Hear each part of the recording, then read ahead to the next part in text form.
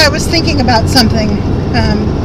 I had, like I said, a great conversation with my plastic surgeon about writing and, all manner of things.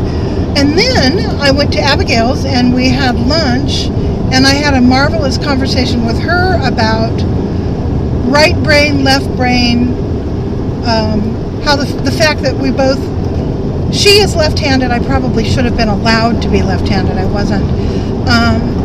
And our struggles in school because we weren't normal. One way that I am not normal is that in the universe of Cheryl, there is just one quark's worth more of the matter that is my right brain than the antimatter that is my left brain. So even though my left brain loves a good workout, I love a good argument, a good construct, I love some faulty thinking to knock down, something to analyze, something to weigh and measure, a good thorny math problem. I love all of that. When my right brain says, come on, let's play, I drop the protractor, I am out the door. I can't hang with my left brain forever. I could probably hang with my right brain forever, but my left brain knocks on the door, whining to, go back into the library and, balance something. So I let that happen occasionally. So anyway, I had this thing, probably still have it, called cross dominance. It means that they think that it means that my language center sits in the middle of my brain as opposed to being more on the right or the left side. So it causes havoc with fine motor skills, gross motor skills. My writing is still chicken scratch, and I don't know my left from my right very well. I would make a lousy dancer. I can't, or tennis player for that matter. I can't move laterally in any way but a bumbling, trip over the pattern in the carpet sort of way. And so that caused all sorts of trouble because I couldn't play sports real well, and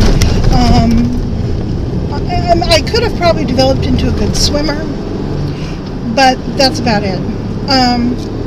Definitely not tennis. Oh, I hated tennis and I hated basketball because I couldn't move to the left and right. It was awful. Anyhow, that may have been caused by brain damage that occurred when I was born. I was late, I was breech, and I was forceps delivery, and I may have been slightly oxygen deprived. The forceps may have hit in my temples as opposed to my zygomatic bone where they really should have hit. Who knows? I don't know. I'll have to ask my mother. Anyway, point is, I've always lurched along to the beat of a different drummer.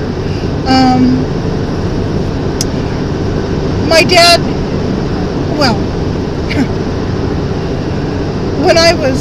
I learned to speak when I was 6 months old.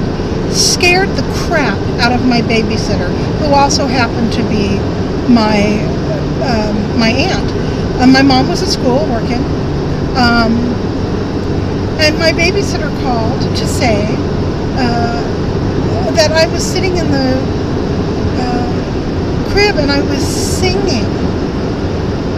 No, I wasn't sitting, I was lying in the crib singing. I couldn't even sit up yet. And what I was singing was Three Blind Mice. On my first birthday, I could recite the Night Before Christmas, the poem from memory.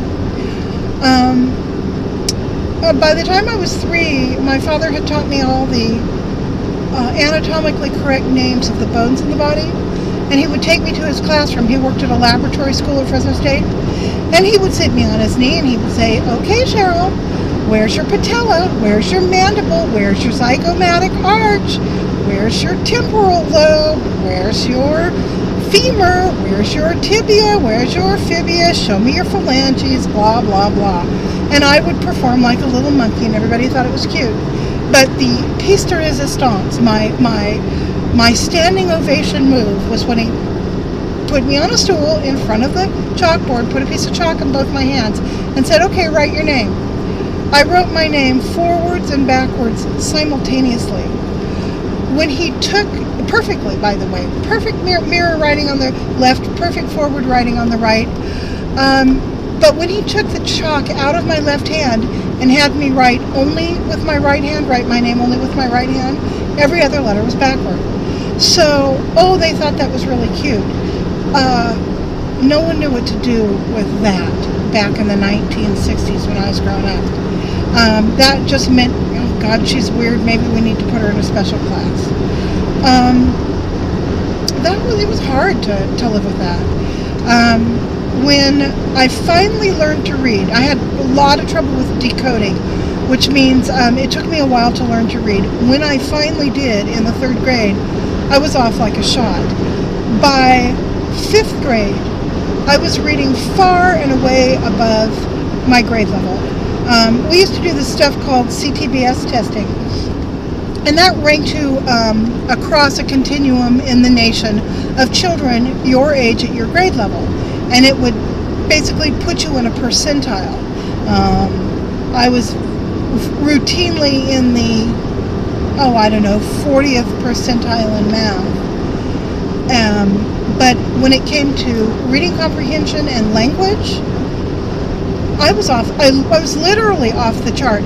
99% with a little plus sign. So who knows what my reading comprehension actually was. And what I wonder now is why that wasn't noticed by someone. When you have children that are so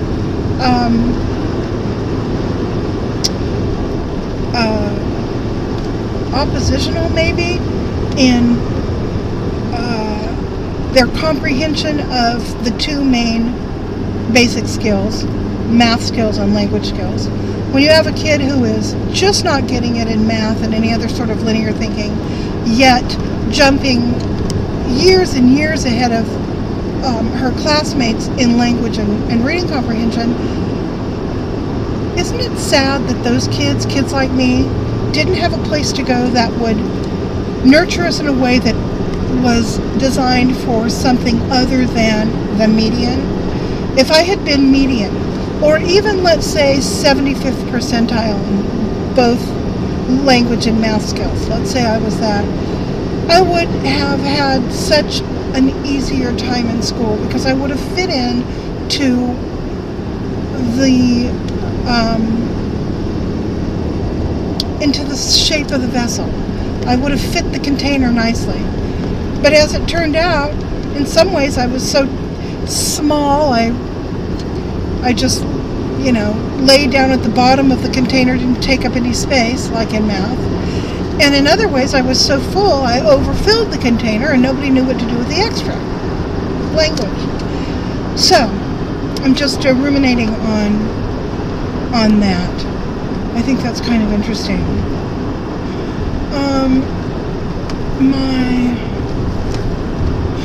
Both my parents were teachers,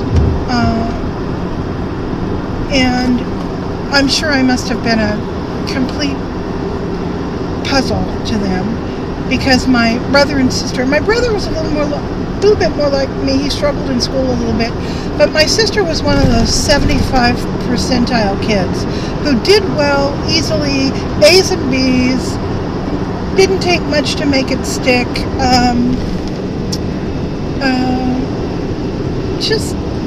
It was easy, and she loved it. I think both her girls were the same way. I think both Kelly and Amanda were like her mom in that they both loved school, they did relatively well in school, and school was not a source of incredible angst and pain and fear and confusion and irritation like it was for me. So, that's a good thing. At least some of us got out of it. My own kids were actually both really bright and did very well in both language and math, both of my boys. However, they were caught in that 1990s confusion that left so many kids behind, kids their age. I didn't know how to deal with finding a more appropriate education for them, so they ended up doing home study and not continuation. Chris actually, I think they finally kicked him out of Clovis High when he was 19 because he just was enjoying being there. It didn't matter that he was, not enrolled. But he loved school. But both of my kids showed and continue to show a lot of promise in both math and language. And I'm glad of that. I'm glad that they didn't have to go through that sort of awful feelings of low self-esteem because they, couldn't get through the multiplication test or something. Anyway, that's